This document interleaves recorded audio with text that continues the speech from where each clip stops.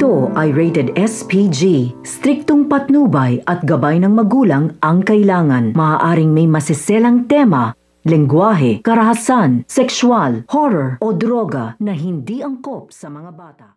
Tila magmamakaawa nga itong si Francis dito nga kay Tata upang huwag nga siyang layuan nito dahil sinabi nga ni Tata kay Francis na huwag na nga raw silang magkita pa dahil tapos na nga ang kanilang kontrata at hindi nga raw maganda na makita nga ng iba na magkasama sila. Ngunit hindi nga matatanggap ito ni Francis dahil na nga rin ay nahulog na nga siya kay Tata.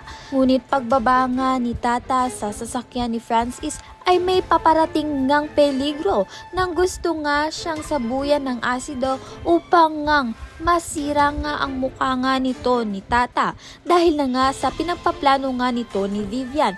Ngunit makikita agad ni Francis ang tao na gusto ngang gumawa ng masama sa kanya at mapipigilan nga niya ito at mapoproteksyonan nga niya itong si Tata. At dahil nga sa nangyari ay hindi na nga lalayuan pa ni Francis itong si Tata dahil alam niya nga na malapit nga ito sa peligro. Dito na nga magsisimula ang kanilang love story.